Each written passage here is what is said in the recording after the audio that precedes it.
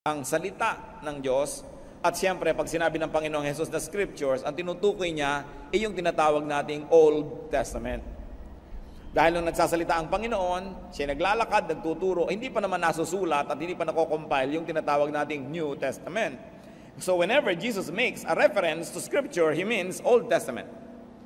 That's why it is very important. He says, you are in error because you don't understand the Scriptures. Kailangan alam natin yan. Hindi yan napalitan ng New Testament. Doon tumubo yung mga maraming katuruan ng New Testament at dapat ay sinusukat natin yung New Testament sa kaalaman natin doon sa Old, sapagkat doon nakasalalay at doon nakapatong yon at hindi mo mauunawaan ng anumang bagay doon kung hindi yon nakasalalay, kung hindi ang pundasyon ay yung mismong Old Testament. It's important to know the basics of the law, the prophets, and the wisdom literature, poetry, and all that. How else do we grow spiritually? Pursue higher and deeper learning. Di ba't ang puno man, pagka siya ay lumalaki, tumataas ang sanga, pero lumalalim ang ugat? Hindi pwedeng taas ka lang ng taas ng sanga at hindi lalalim ang iyong ugat. Sa konting hangin, tumba ka. Hindi maaari siguro ganun kalalim ang ugat o nalampasan na ng lakas ng hangin yung lalim ng ugat niya. Pero yung mga tunay na malalalim at matitibay ang kapit, yun ay nakatayo pa rin. Yun ang mga nakikita yung survivor. Kaya mahalaga sa ating buhay na espiritual, lumalalim at tumataas ang pagkaunawa. Lumalalim sa salita ng Diyos, so parang lupa na kinakapitan ng ating ugat at kinukuhanan ng mga katuruan at mga nutrients. At lumalaki naman ang application, ang mga naaabot ng application sa pamamagitan ng ating mga dahon. Mahalaga yan. So pursue higher and deeper learning. And in Hebrews 6:1-2, napakalinaw ng sabi diyan, therefore, let us leave the elementary teachings about Christ and go on to maturity.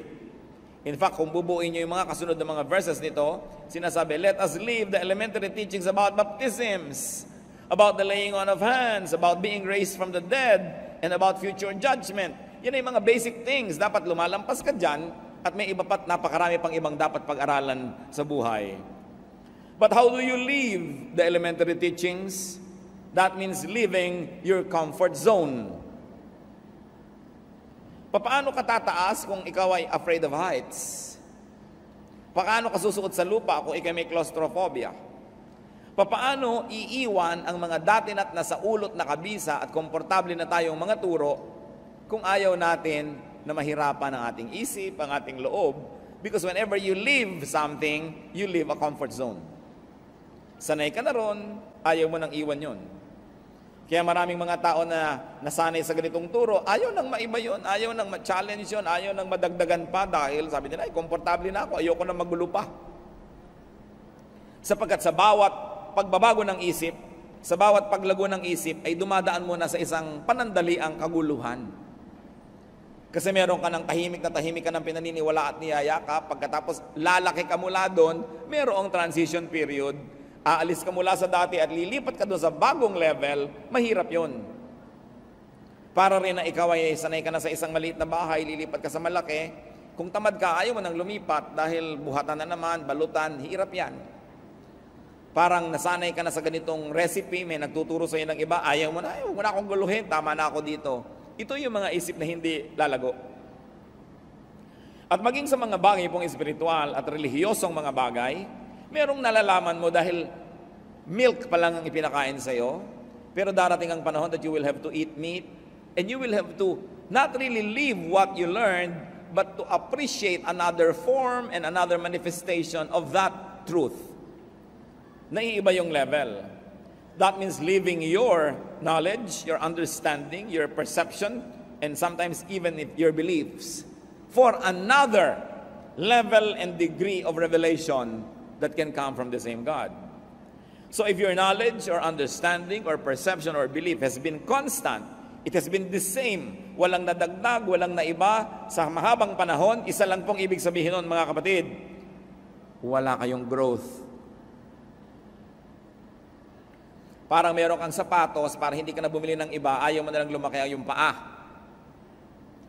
Parang malaki ang yung baywang, pinag-exercise ka para lumiit, ang pinoproblema mo, paano yung mga pantalong ko? Hindi magpaparepair pa ako, hindi bibili pa akong bago. So ganito na lang.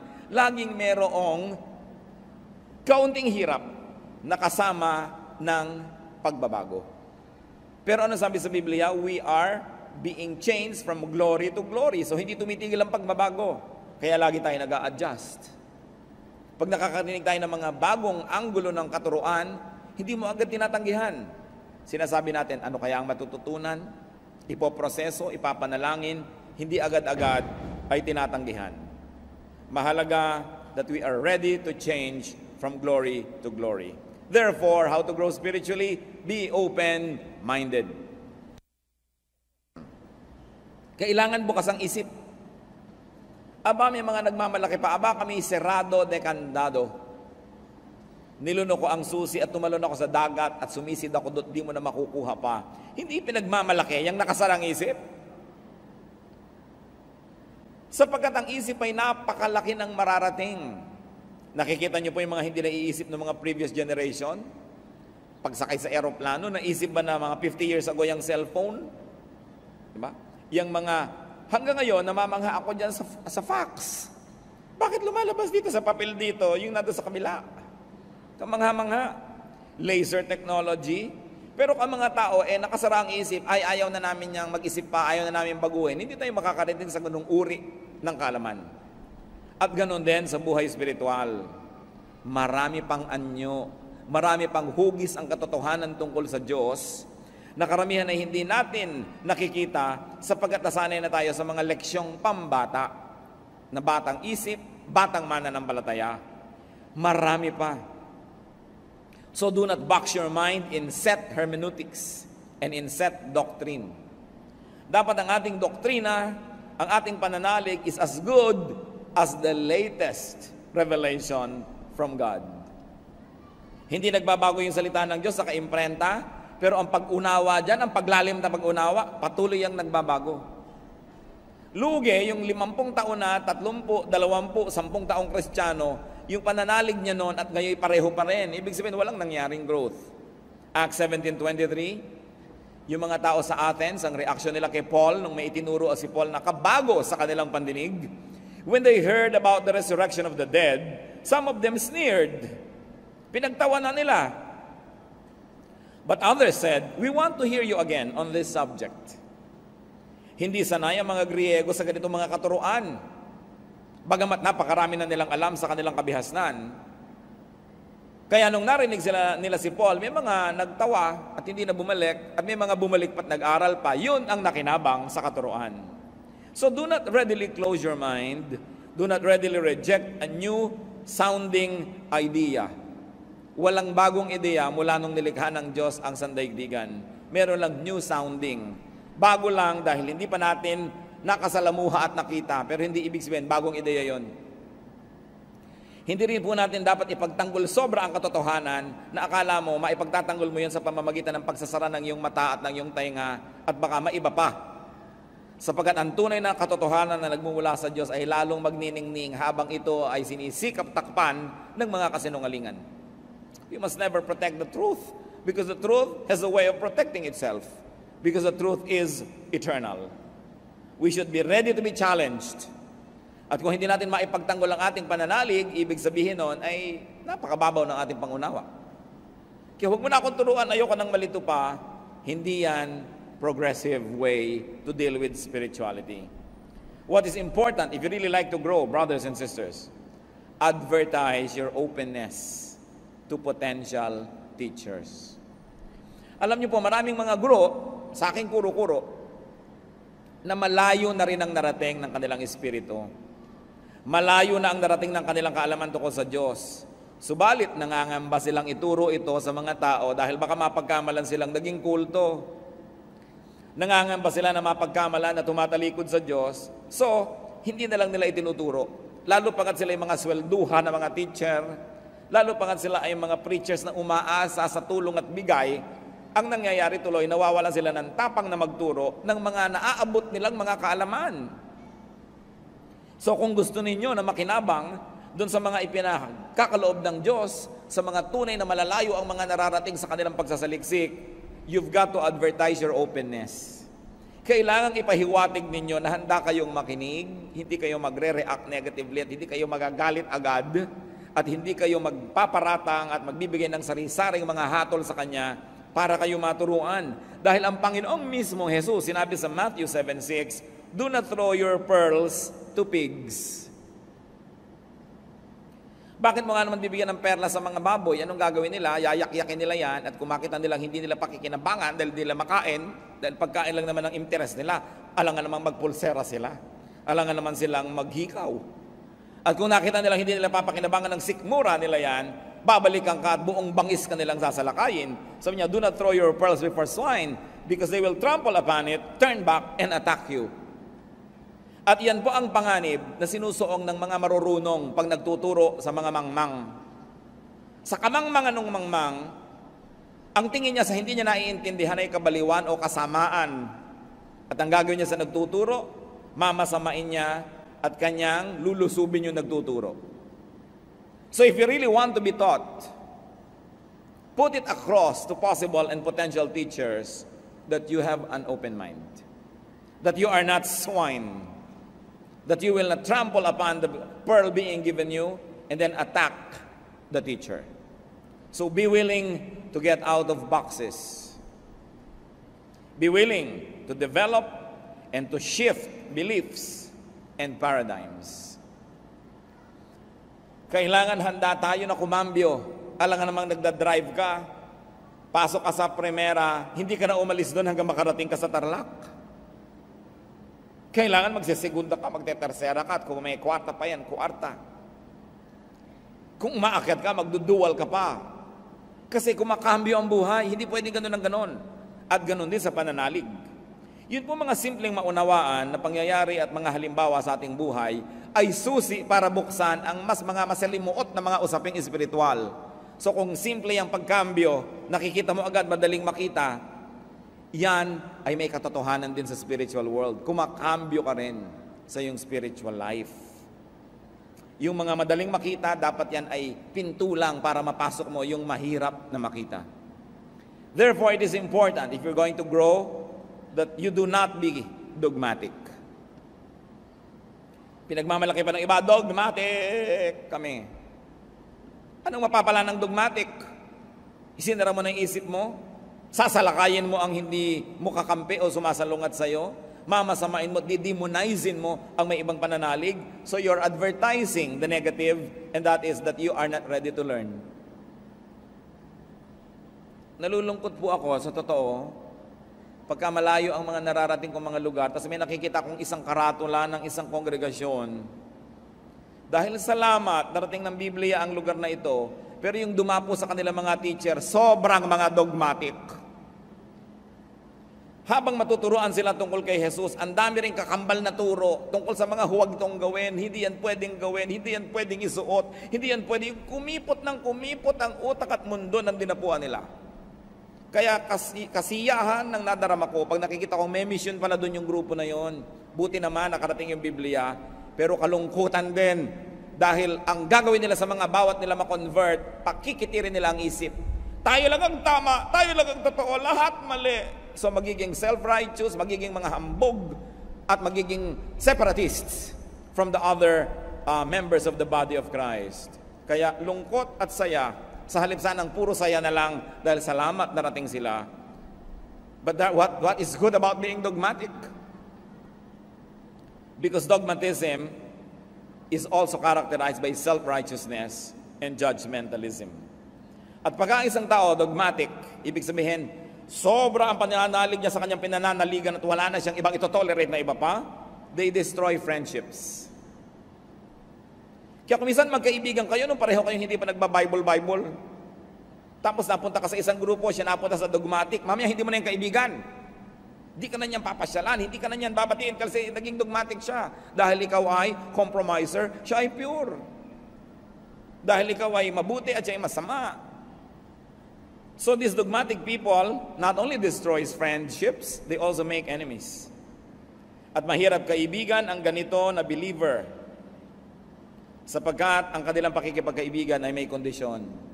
Habang agree ka sa kanilang doktrina, magkaibigan kayo, pero pag hindi na, kaaway ka na niya. Mahirap madapuan ng ganitong uri ng sakit, yung dogmatism. How else can you grow spiritually? Pagka ikay dogmatic, hindi ka na makikinig sa iba. Pagbabawalan ka makinig sa radyo, pagbabawalan kang manood ng TV, pagbabawalan kang umattend ng ganong fellowship, merong speaker sa luneta, hindi ka pwedeng umattend, hindi ka pwedeng makisali dahil kayo ay separatist. So, kikipot ka dahil siya na lang ang napapakinggan mo, wala na't yun na lang at yun. O asosasyon nila, mga 5 o 3 sila sa asosasyon. Sila na lang ng sila. At yun na lang ng yun ang katuruan, so ang mangyayari, liliit ang pananaw. How do you grow spiritually? Go with seekers. Go with thinkers. Because once more, the truth does not need protection. The truth is so powerful that it will always prevail. Luke 2:46-47, ano po ang ginawa ng batang si Jesus? After 3 days, they found him in the temple courts, sitting among the teachers, listening to them and asking them questions. Mga kapatid, wala na yatang hihigit pa na sobrang nagbibigay ng kasiyahan at bunga sa panahon na ginugugol mo na ang kausap mo yung mga marurunong. Yung higit na marunong sa'yo. Ay, napakasarap ko ang higit na marunong sa'yo ang kayong kausap. Tapos you learn how to listen, katulad ng ginawa ng Panginoon. Listening to them. Asking them questions. Kasi pag ikaw ang nagtatanong at nakikinig, pag nag-uwian kayo, ikaw ang may uwi. Uwi-uwi mo yung sagot, uwi-uwi mo yung nadinig mo. Eh yung nagbigay, yung sumagot, yung nagtalumpati, walang uwi yung kundi malat na lalamunan. Walang nadagdag sa kanya, wala siyang napala. So dapat marunong tayong makinig. At marunong tayong magtanong. Hindi yung tanong na nang-challenge. Hindi yung tanong na gustong gipitin mo lamang yung tinatanong mo, kundi tanong na talagang naghahanap ng kasagutan. At alam mo yung tunay na naghahanap? Pag sinasagot mo na, tahimik siya. Hindi yung nag-iisip na naman ng ibang tanong, at hindi ka patapos, nagtatanong uli, ibig sabihin, nagpapasikat lang yon. Nanggugulo lang yon. So nakikinig ang Panginoon doon sa mga senior, yung mga matatandang mga scribes and teachers. At sa verse 47, everyone who heard him was amazed at his understanding and his answers. So natatanong din siya at nakikipagsagutan naman siya, give and take. Isa yan sa pinakamagagandang investment sa buhay, mga kapatid. Yung nakikisalamuha ka at nakikipagkwentuhan, nakikipag-usap sa mga may alam. Sapagkat ang karunong ay nakakahawa, tulad din na ang kamangmangan ay nakakahawa. So kung ang gusto mo lang laging kausap ay yung ikaw ang bida dahil ikaw ang pinakamaraming alam, at the end of the day, bababa ang iyong kaalaman dahil walang nadagdag. Matthew 13:36, then he, referring to the Lord, left the crowd and went into the house. His disciples came to him and said, explain to us the parable of the weeds in the field. Ang Panginoon ay mahilig magbigay ng mga matalinghagang turo na hindi naman maiintindihan ng marami. Yung mga nagdudunong-dunungan, ayaw ipahalatang di nila naintindihan, so uuwi na sila na mukhang marunong. Pero ang totoo ay magiging manghabang buhay. Pero yung tunay na naghahanap, kinikilala nila ang kamangmangan, sasabihin lang, hindi po namin naintindihan, pwede bang ipakipaliwanag at ipapaliwanag sa kanila? Those who ask look like fools for a moment, but they become wise forever.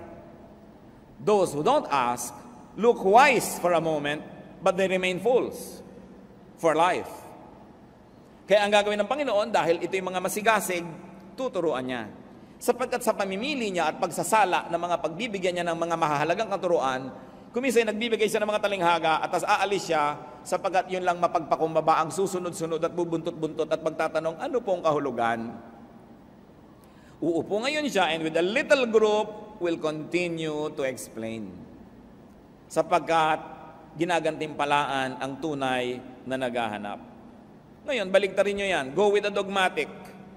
Go with the opinionated and the self-righteous, the self-congratulating and self-promoting religious people. What will happen is the reverse. Liliit ang inyong isip, liliit ang inyong mundo, tinitiyak ko sa inyo, at mapupuno kayo ng yabang at galit sa kapwa. Yan ang bunga ng dogmatism. Another way to grow spiritually is to find the master. Kailangan ating matagpuan ang Panginoon. And to find a master, a little m master, meaning a teacher. People who are on a higher plane of consciousness are important people to meet and to exchange ideas with. Nakita niyo po na ang Panginoong Hesus ay nagtuturo sa bahay ng magkapatid na Mary at Martha? Luke 10:39. Mary sat at the Lord's feet, listening to what He said. Hindi madali para sa isang babaeng tulad ni Maria na maupo sa paanan ni Jesus.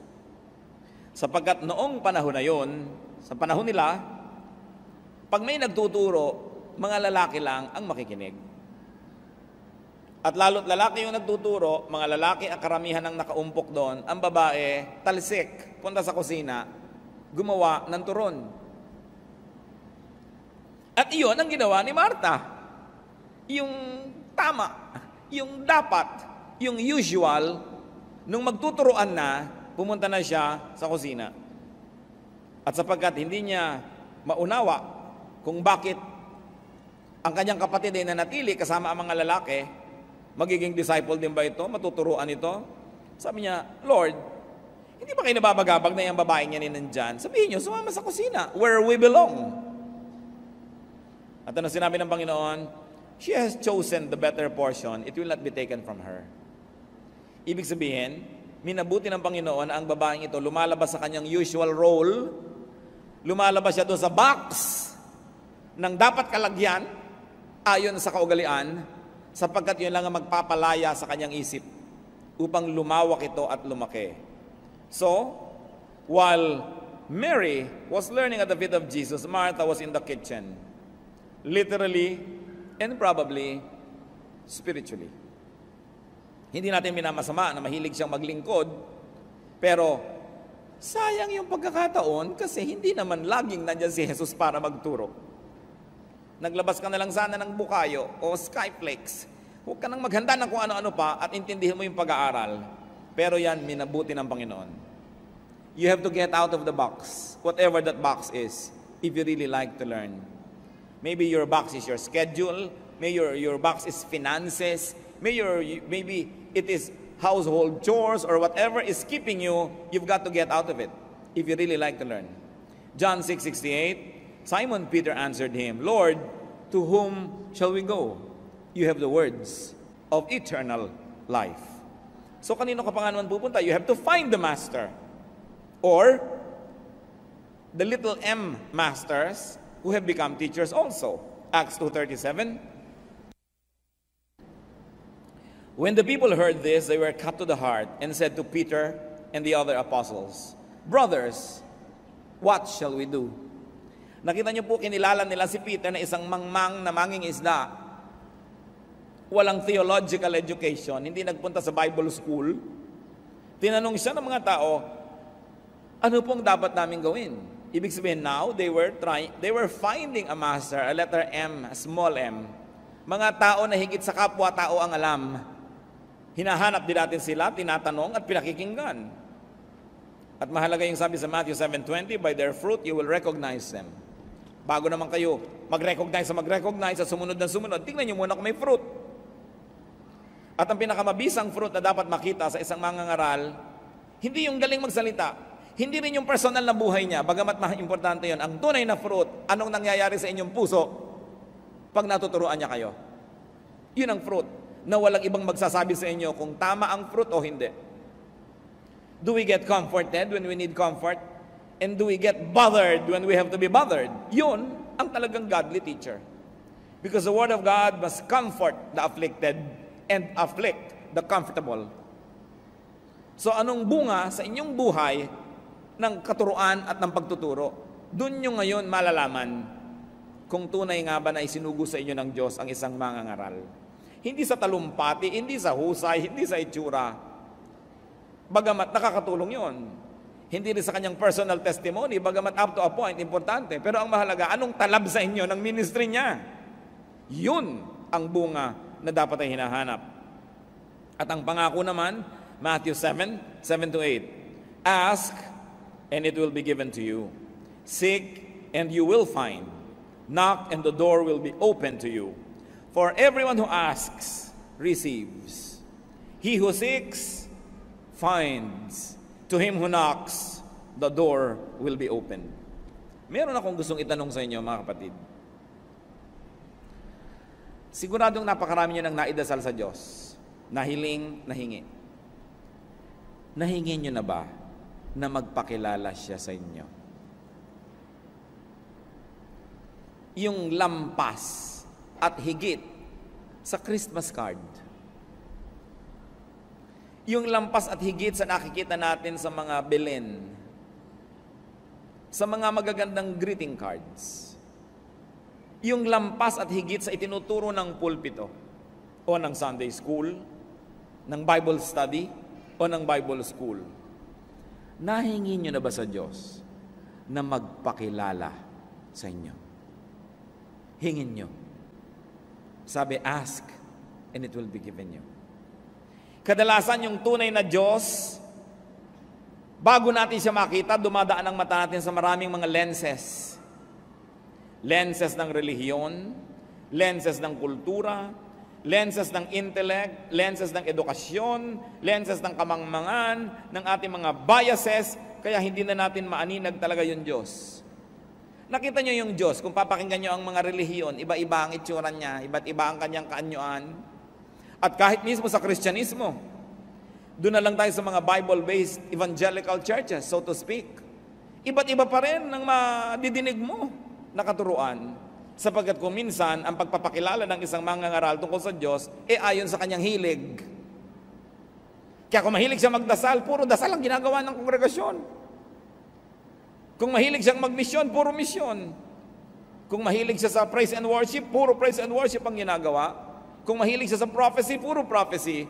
So huwag din kayong mabilanggo sa hilig ng inyong mangangaral. Dahil kapwa-tao nyo lang yon. Kailangan meron din kayong sariling hilig, may sariling pagpapakilala sa inyo ang Diyos na sinusundan ninyo at hinahabol. Sang-ayon man o hindi ang pulpito. Sapagkat ang relasyon natin sa ating may kapal, sa lumikha sa atin, ay personal. Kaya tingnan ninyo, pag napasama kayo sa kongregasyon na mahilig magdasal, puro kayo puyat na puyat, dasala kayo na dasalan, mga magdamag, no? Dahil yun ang hilig ng pastor. Kung ang napahilig naman niya sa charity, puro kayo charity, feeding the poor, puro street children, inatupag niyo sa buong buhay niyo. Hindi masama yon. Ang sinasabi ko lang, huwag kayong pakulong sa hilig ng inyong mga leaders. Dahil pag humarap naman tayo sa Diyos, personal at isa-isa ang pagharap. Kaya tatanungin ka, anong ginawa mo sa gift na ibinigay ko sa iyo? Hinabol mo ba ang mga ibinigay ko sa iyong mga pangako? Nilandas mo ba ang mga ibinigay ko sa iyong mga daan at doon ka dumaan o sumunod ka na lang ng sumunod kung kani-kanino sa daan nilang gustong puntahan? While the church is a general corporate direction because it is a body, you are not forbidden to pursue a personal growth direction. Hanggang hindi mo ginugulo yung church at hindi ka na pumipigil sa ginagawa ng church in a corporate way, malaya ka na sundan ng Diyos sa iyong personal na buhay. In fact, yan ay hindi mo lang kalayaan, yan ay isa nating tungkulin. Na hanapin ang Diyos at hayaan siyang mabuhay sa ating puso. Kaya ang tanong ko, nagkaroon na ba kayo talaga ng sincere, honest prayer to God and ask Him to reveal Himself to you? Diyos ko, sino po ba talaga kayo? Ano po ba talaga gusto nyo? Baka gusto lang naman ng pastor namin yung nadidinig namin. Yung ba talaga ang gusto nyo? Ito ba talaga ang turo nyo o ito lamang ang statement of faith ng Bible School na pinanggalingan ng aming preacher? Nakakahon po ba kami sa kahon ng iba o talaga bang diretsyong itong kagustuhan nyo ang nalalaman namin o nasasala? Kami ba'y minamanipulate ng relihiyon? Kami ba ay minamaniobrot pinapaliko sa kaliwat kanan dahil yun ang mabuti para sa organisasyon o yung ba ang mabuti para sa amin? Kami ba'y mga spare part lamang ng makina ng church na dapat mag-function ang mag-function o end users din kami na minamahal mo? Ano ba talaga kami? Sino ba kayo? Yan ang mga magaganda mga panalangin. Hindi bigyan mo po kami ng kotse, matanggap na pa sa trabaho ang aking anak, may magbigay sana ng pera dahil nasira ang aming bubong. Well, all of these are nice, but they are not the big issues of life. Because what is not important 10,000 years from now is not really important. What is not important when you face God is not really important. Anong mahalaga? Makilala natin siya. Maraming mga tatay hindi nakikilala ng kanilang anak. Malaki sana ang maitutulong ng ina kung ipakikilala ng ina na mabuti ang tatay. Halimbawa, malayo ang mga anak sa tatay, yung nanay nagsasabing, lumapit kayo sa aman nyo, mabait yan. Paangil-angil lang yan, pero hindi yan totoo, hanggang ganun lang yun. Sige, lumapit kayo. Diba? Kasi kung ipinakikilala mong mabuti, makikilala eh. Meron kang isang kapatid na malayo sa ibang kapatid, pero dahil ang nanay mo, magaling siyang magpakilala, hindi ganyan ang kapatid nyo, kasi ganito lang talaga siya, nakikilala mo. Huwag kayong umasa sa pagpapakilala ng Diyos sa inyo ng pulpito. Dahil malay nyo, may limitasyon yun. Kilalanin nyo ang Diyos, diretsahan, sapagkat available siya. Huwag kayong dumaan kung kani-kanino. Bagamat nakakatulong sa karagdagan natin pagkilala at kaalaman yung dumadaan sa mga nag-aral, naghanda, mga nag-review, pero huwag kayong umasa na lang sa kanila. Kaya ang mga malalaking tao ay may mga press corps, meron silang mga spokesperson, dahil yun ang nakakapagpahugis kung paano sila ipakikilala, kung paano sila ipepresent. Karamihan naman, hindi yun ang totoo, kundi media manipulation lang pala yun. Yun pala ay image lang at hindi reality. So, sino ang Diyos? Gaano kalalim ba ang pagkakilala natin sa Kanya? Ano ang alam natin tungkol sa Kanya? Liban sa sinasabi sa atin ng mga nagtatalumpati at nangangaral. Alam niyo po ang isa sa mga pinakamahalagang paglalakbay ng tao. Siyempre, pag maglalakbay, may pupuntahan. Ang pinakamahalagang paglalakbay, yung makilala mo ang Diyos. Yung papunta ka sa Kanya, palapit ka ng palapit sa Kanya. Maraming mga hadlang dyan. Kung minsan, relihiyon pa yung hadlang. No? Dahil misrepresented. Maraming mga tao nagtatago sa likod ng pangalan ng Diyos para magsamantala sa kapwa. Para manghut-hut sa kapwa. Maraming mga tao nag-a-abuse in the name of God. So, hindi mo makikilala ang Diyos kung aasa ka doon. Kailangan ng sariling pagsisikap. At ang pangako ng Matthew 7:7-8, sino mang nagtatanong ay sasagutin. Sino mang kumakatok ay pagbubuksan. At sino mang naghahanap ay pagbibigyan, pagpapakitaan, tuturuan, pagkakalooban. Kanya-kanyang sikap. Huwag niyong iasa sa iba. Lalo yung personal na pagkakilala sa Diyos. Pero, kung kayo mangangahas na magtanong at humiling sa Diyos na magpakilala siya, dapat handa kayo to deconstruct your other religious ideas about God when God really reveals Himself to you. Because most of the things that are in our minds were put there by religion. Sometimes well-meaning, sometimes not. Kaya handa ba kayo na makilala talaga ang Diyos? Another way to grow spiritually is to be discreet with special knowledge. Ang Diyos naman kasi, kung handa ka, tinuturuan ka, kung open ang iyong mind, dahil open, may papasok na karunungan. Pero hindi lahat ng karunungan na ito ay para sa bala na, para sa kahit kanino na lang. Because there's really uncommon and sometimes hidden knowledge. Marami, maging si Jesus. Marami siyang misteryo. Habang sinabi niya, pag mananalangin kayo, iksian nyo. Di ba? Pero bakit minsan magdamag siyang nananalangin? Tapos sinabi niya, pag mananalangin kayo, magkulong kayo sa kwarto nyo. So ini-encourage niya yung personal na pakikipagniig sa Diyos. Ano kaya mga ipinanalangin niya, yung magdamag? Ano kaya yun? Hindi natin alam. Pero subukan yung manalangin ng ganon. Walang agenda, walang hinihiling, walang hinihingi. Nakikinig lang kayo sa tinig ng Diyos. You will have a glimpse. You will have a clue as to what it means to really pray in spirit and to pray alone. While it is good to pray with your fellow believers, but it must never replace personal prayer. At yung personal prayer na hindi lang binasa nyo sa inyong devotional guide, na 1 minute with God every day, parang gano'n na lang. Pati babasahin nyo, nakalagay doon, yung isusulat nyo, nakalagay doon, yung conclusion, nakalagay na rin doon. Anong napalan nyo? Diba? Para lang tayong elepanting tumuntong sa bola. Para hindi mo kailangan ng utak mo para gawin yun eh. Kailangan mo lang nasanay ka, tinrain. Pero yung mananalangin ng walang agenda, so that it is the agenda of God that will prevail, that is an experience. Yung panalangin na walang performance dahil nag-iisa ka lang, hindi mo kailangang habaan kung hindi na kailangan, hindi mo kailangang iksian kung kailangan iksian, dahil wala ka namang pinangingimi ang tao. So kadalasan nga, mahirap pa yung may kasama kang nananalangin. Dahil kailangan maintindihan pa nila, Diyos ko, ang aking pong nanay nasa ospital, o operahan po siya bukas, kailangan po niya ng dugo. Gusto mong tapikit. Teka nga, bakit mo sinasabi yan sa Diyos? Di ba alam ng Diyos yan? Oo nga, alam ng Diyos, pero hindi alam ng mga kapatiran. Pues sabihin mo na sa kanila bago ka manalangin para alam nila yung background. Dahil sino ba talaga kausap mo? Ang kapatiran o ang Diyos? Nakakalito ka.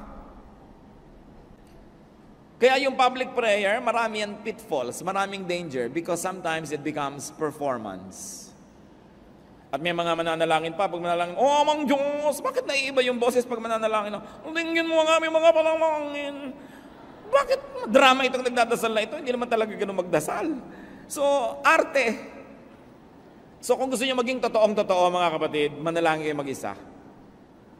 Sapagkat yung totoong-totoo sa atin ang nakalulugod sa Diyos.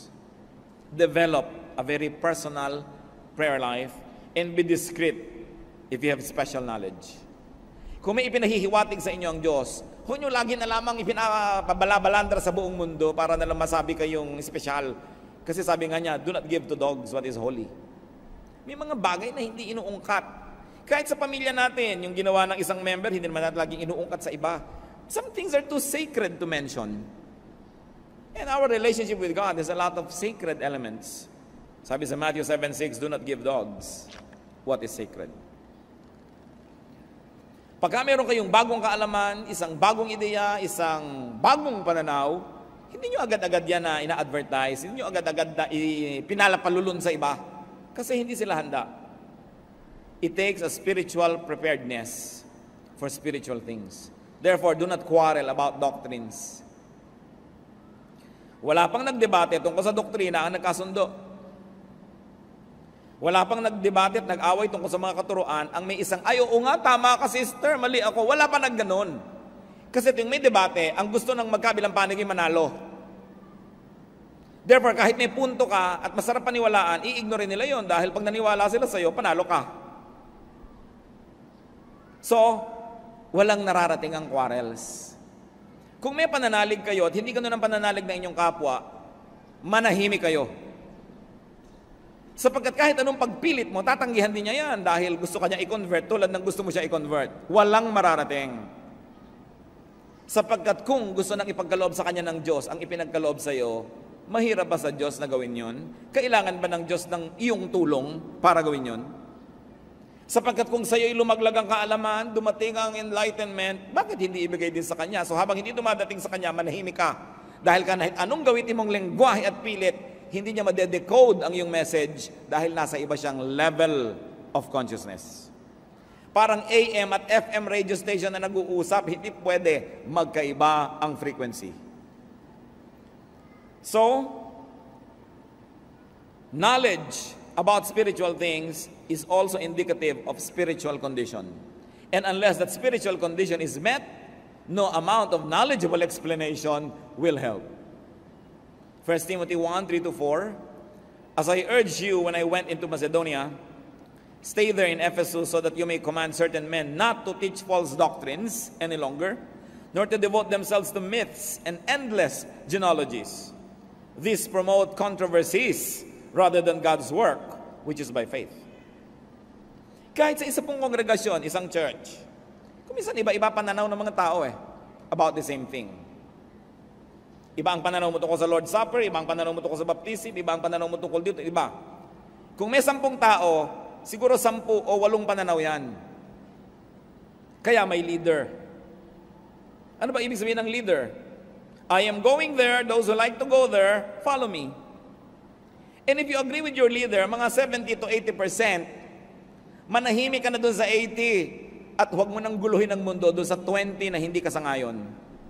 Kasi kapwa mo, meron ding 20 hindi sang-ayon, may 15 na hindi sang-ayon. So, guguluhin nyo ang buo nyong kongregasyon. Ngayon, kung talagang yan ay mahalaga at ipinagkaloob sa inyo ng Diyos, mahirap bang ipagkaloob din sa iba? Ang mahalaga sa isang organisasyon may unity. And I say, if you agree 75 to 80%, malaki na yon. Huwag niyong asahan na mag-agree kayo 100%. Si Paul at si Peter nga nagbabangayan tungkol lamang sa circumcision. No? Nagkakagulo-gulo yung mga Christian leaders kahit nung unang panahon. Nagtatalo-talo yung mga disciple kung sino uupo sa kaliwa at sa kanan ni Jesus. So, huwag niyong asahang mag-agree tayo lahat sa lahat ng bagay. Hindi mangyayari yon. Ang mahalaga, generally speaking, are we agreed on the general direction of the spiritual journey we like to take together? Then we protect our unity from all of these issues so that we will continue to move forward. It is important. Walang mag-asawang agree on everything. Sa tabang at asim ng sinigang, hindi sila nag-agree. Siyempre, ang nakakapangyari, nagluluto. Agree na lang na agree kumakain, pero hindi ko minsan siya agree doon. Hindi nangyayari yun, so huwag niyong isipin na mangyayari yun. Kaya sa mga bagay na pwede namang isang ayon na lang natin o itahimik, manahimik. Because in a church, in a spiritual body, unity is paramount. At yan ang gusto laging attack ni Satan, pagkagugakuluhin kayo sa mga maliliit na bagay. Siyempre, doon sa naniniwala sa maliit na bagay, sa kanya malaki yun. No? Kaya nga, willing siyang makipagpatayan dahil malaki yun eh. No? Meron bang lebedura ang harina sa Lord's Supper o wala? Ano ba talagang ikli at haba ng buhok ng babae? Magpapantalon ba't hindi? Naku, nagkakagulo ang sinukob sa mga issue na yan. No? Isa natin sigurong dapat tingnan, pag hindi ginawang issue ni Jesus, hindi issue yan. No? At ano bang tunay na issue kay Jesus? Kababaang loob, kabutihang loob, pagtulong sa mga kawawa. Yun ang tunay niyang issue. Sabi niya, yan ang dakilang pananalig.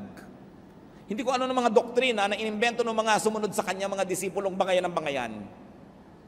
Ano ba talaga ang turo ni Jesus? Anong minalaki niya, malakihin natin. Anong di niya pinansin, hindi siguro din dapat pinagpapapansin. So, do not quarrel about doctrines. When you have disagreement, you say, oh well, iba-iba tayo ng spiritual angle and spiritual level at this time, so let's put it in the freezer. Huwag niyo naman sasabihin, magkaiba tayo ng level, mataas ako, bababa ka, dahil away na naman yun. Basta magkaiba tayo ng pananaw ngayon. Importante ay tanggapin ang isa't isa. How else can we grow?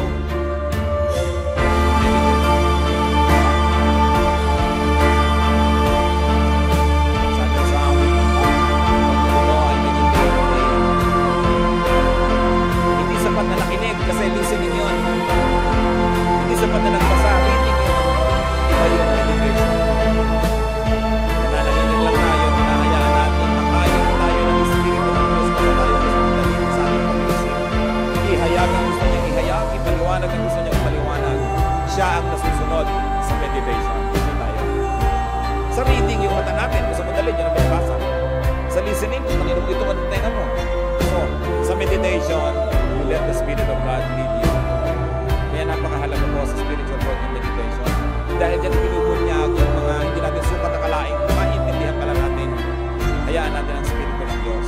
Psalm 119:27. Let me understand the teaching of your precepts. Then I will meditate. Psalm 37:7. Be still before the Lord and wait patiently for Him. Be still. Be quiet. And let God speak to you. Kinausap niya yung mga propeta nung araw, isinulat, binabasa natin ngayon. Pwede ka rin kausapin ngayon nang hindi nakasulat dyan, kausapin ka. Kaya lang, huwag mong gagawing doktrina para sa lahat yung sinabi sa'yo. Kasi sa'yo lang yung sinabi. Hindi kinausap ako ng Diyos. Ang sabi, pautangin mo ako. Aba, ba't ako nasangkot sa usapan yun ng Diyos? Kung papautangin kita, dapat ako kinausap na pautangin mo si ganon. Eh, ikaw palang kinausap, ba't mo ko isasali dyan? So, ang mga personal na revelation ng Diyos, nagre-reveal pa rin ng Diyos, hindi naman siya nagbabago eh. Pero hindi mo dapat gawing doktrina para sa lahat. Yun ang panganib. Yung personal mo sa'yo, gagawin mong doctrine. Sa'yo lang yun. I-apply mo lang yun personally. But don't force others to get into that situation. Psalm 63:6. On my bed I remember you. I think of you through the watches of the night. So may first watch, second watch, third watch, fourth watch. Kasi hinati nila ang gabi into 3 hours. So 3 times 4, yun yung 12 hours of the night. Kaya may mga fourth watch, ibig sabihin yung mag-uumaga na, ayan na, tapos ang paghihintay. So marami mga watches of the night. So sabi niya, I think of you through the watches of the night. Yung talagang iniisip mo ang Diyos, nakikipagniig ka sa Kanya, wala nang hihigit pa na purong-purong kasiyahan kaysa sa pakikipagniig sa Diyos. At yun ang dapat nating hindi nababaliwala. It's different to attend church, it's different to go to a Bible study, it's different to praise and worship, and it's different to meditate. Kasama dapat yan sa ating buhay spiritual. And finally, among the few that we like to talk about today and how to grow spiritually, live out new knowledge. Ipamuhay ang nalalaman. Incarnate new understanding. Because it is in the mind, it must find its realization in the physical world. So you have to do what you know. You are what you know. What you know must become what you are. Operationalize new realizations. Meron ka palang nauntindihan, naunawaan, paano mo gagawing totoo ito sa iyong buhay? Practice spirituality. Because then and only then can it be shared with others, not through the mind, but through your practice and example. James 1:22, do not merely listen to the word and so deceive yourselves. Do what it says. And when you operationalize your understanding, this will open new doors for more understanding and more enlightenment. Pag yung naabot ng ating isip, ipinamuhay natin, humahanda tayong umabot sa iba pa na mas mataas. Sapagkat kung may naiisip ka, hindi mo naman sinusunod at ginagawa, hanggang doon ka na lang. Pag ginawa mo yon, tsaka ka tumaas para maabot mo uli ang ibang isipin. At pag ginawa mo na naman yon, tataas ka ng tataas. And that is how you change from glory to glory. Many of us do not grow spiritually because we do not practice what we know. Alam natin, pero hindi natin ginagawa. Alam mong dapat ka magpakumbaba, hindi mo naman ginagawa. Alam mong dapat ka makipagkasundo sa nakikipagkagalit sa'yo, hindi mo naman ginagawa. So hindi ka nalalampas sa alam na yon. Kasi pag yung alam mo, ginawa mo, tataas ang iyong kalagayan. May iba ka pang malalaman uli, na pag ginawa mo, tataas uli ang iyong kalagayan. Sa pagsunod sa kaalaman, dun tumataas ang ating level ng spirituality. It is in obedience. That's why the Bible places a lot of premium on obedience. Not on what you know, but on what you do with your daily life. At totoo naman, marami tayong mga alam, hindi naman natin ginagawa. Pag hindi mo ginawa yon, walang bago kang malalaman. Gawin mo muna yon para may bago kang malaman. At pag sinunod mo na naman yon, may bago ka uling malalaman because life is about changing from glory to glory. So do not strive for just religious knowledge. Do not strive for just doctrinal mastery. Strive for spiritual growth, which means godliness, which means God-likeness. Ang tunay na paglagong espiritual ay ang pagbabalik sa wangis ng Diyos na nasira dahil sa kasalanan. Ang tunay na espiritual na tao ay hindi nakukuha sa dami ng alam at sa galing makipagtalo.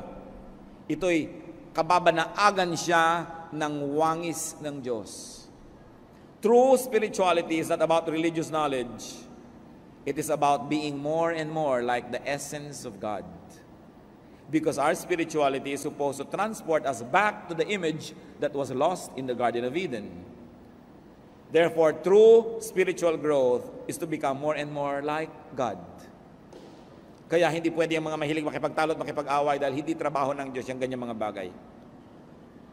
2 Corinthians 3:18, and we are being transformed into His likeness with ever-increasing glory, which comes from the Lord, who is the Spirit. Transformation is what is important, not information, not knowledge. Transformation. Being what you know. Doing what you preach. Being the truth, not just knowing the truth.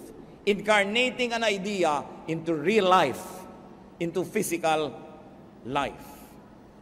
And of course, this growth leads to love and to loving kindness. And it grows to peace and serenity. Ano ang ending ng spiritual growth? Godlikeness, love, peace, serenity.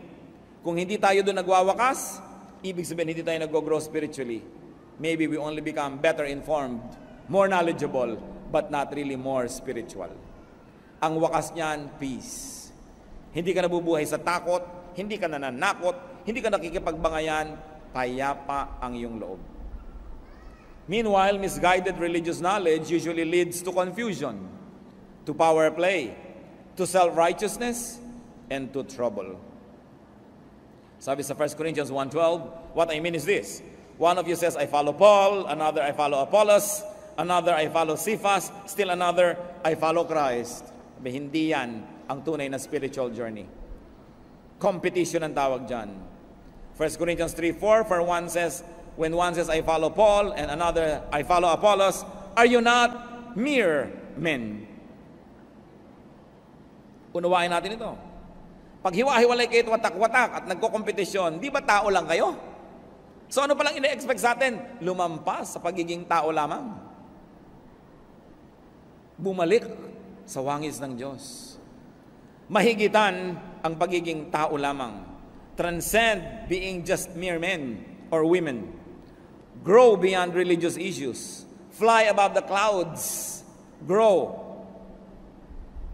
And for this to happen, you have to be ready for different perspectives, for metamorphosis. But it will end in peace. Kasi ganun lang yun. Merong kang thesis, merong antithesis, nagbabangayan, pero sandali lang yun, then magkakaroon kang synthesis. You will have wholeness, and you will have peace. How much do we know God? How spiritual are we? Hindi tinatanong how religious, how spiritual. How much do we reflect God in our being? Aming Diyos, salamat sa mga paalala nyo. Salamat po na maaari kaming magbulay-bulay at ilagay ang aming sarili sa isang lugar na maaari kami magsukat kahit paano at nang malaman namin kung kami ay espiritual o relihiyoso lamang. Ituro nyo sa amin, Panginoon, ang mga dapat namin gawin. Gustong-gusto namin kayong makilala. Turuan nyo kami maging bukas ang isip. Turuan nyo kami, Panginoong, makinig. Turuan nyo kami magsala